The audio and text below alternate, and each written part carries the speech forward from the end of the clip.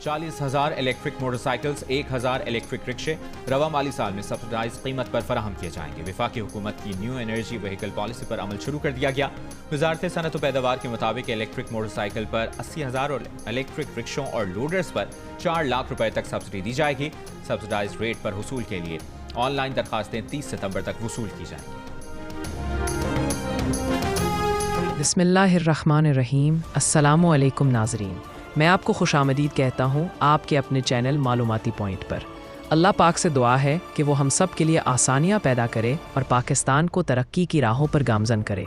नाज़रीन, आज हम जिस मौजू पर बात करने जा रहे हैं वो है पाकिस्तान का एक इनकलाबी कदम, एक ऐसा कदम जो आने वाले सालों में हमारी ज़िंदगियों को बदलने वाला है।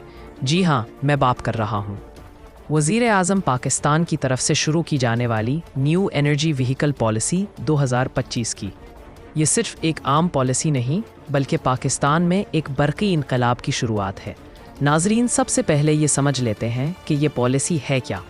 वज़ीर आज़म ने अगस्त 2025 में ऐलान किया कि पाकिस्तान को पेट्रोल और डीज़ल पर चलने वाली पुरानी गाड़ियों से निकालकर एक ऐसे दौर में ले जाया जाएगा जहां ज़्यादातर गाड़ियां इलेक्ट्रिक होंगी। इस पॉलिसी के तहत हुकूमत ने हदफ रखा है कि सन 2023 तक मुल्क में 30% नई गाड़ियां इलेक्ट्रिक हों। अब सवाल ये पैदा होता है कि इसका फ़ायदा क्या होगा। सबसे बड़ा फ़ायदा ये है कि हमारे मुल्क में जो करोड़ों डॉलर का पेट्रोल और डीज़ल बाहर से आता है, इसमें बड़ी कमी आ जाएगी। हुकूमत के अंदाजे के मुताबिक इस पॉलिसी से सालाना तकरीबन 2 अरब लीटर ईंधन की बचत होगी। इसके साथ साथ फ़ज़ाई आलूदगी में कमी आएगी और 4.5 मिलियन टन कार्बन कम होगा। यानी ये पॉलिसी न सिर्फ हमारी जीब को रिलीफ देगी बल्कि हमारे माहौल को भी साफ़ और महफूज बनाएगी। अब नाजरीन, असल सवाल ये है कि आम लोग इस पॉलिसी से कैसे फ़ायदा उठा सकते हैं। हुकूमत ने इस पॉलिसी के तहत इलेक्ट्रिक गाड़ियों पर ख़ुसूसी सब्सिडी रखी है। अगर कोई शहरी इलेक्ट्रिक कार या मोटरसाइकिल लेना चाहता है तो वो आम पेट्रोल गाड़ी के मुकाबले में सस्ती कीमत पर हासिल कर सकता है, क्योंकि हुकूमत इस पर टैक्स और कस्टम ड्यूटी में कमी कर रही है। यानी पहले जो गाड़ी 20 लाख रुपए की थी वो मुमकिन है कि 17 या 18 लाख में मिल जाए। इसी तरह ई बाइक के लिए भी आसान किस्तों पर स्कीमें लाई जा रही हैं ताकि तुलबा और कम आमदनी वाले लोग भी इस सहूलत से महरूम ना रहें। नाज़रीन, इस पॉलिसी के तहत हुकूमत ने इलेक्ट्रिक चार्जिंग स्टेशंस को भी आम करने का फ़ैसला किया है। अगर पहले मसला ये था कि लोग डरते थे कि गाड़ी चार्ज कहाँ होगी, तो अब हुकूमत ने चार्जिंग स्टेशंस पर 45% बिजली की सब्सिडी देने का ऐलान किया है। इसका मतलब ये है कि चार्जिंग भी पेट्रोल के मुकाबले में कहीं ज़्यादा सस्ती होगी।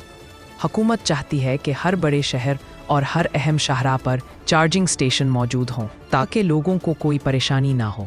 एक और बड़ी खबर यह है कि दुनिया की मशहूर कंपनी BYD, जो चीन में सबसे ज़्यादा इलेक्ट्रिक गाड़ियां बनाती है, वो भी पाकिस्तान में आ रही है। 2026 तक कराची के करीब इनकी फैक्ट्री लगने वाली है, जहां हर साल 25,000 इलेक्ट्रिक गाड़ियां तैयार की जाएंगी। ये ना सिर्फ आवाम के लिए आसानी होगी बल्कि लाखों नौजवानों के लिए रोज़गार के मौके भी पैदा होंगे।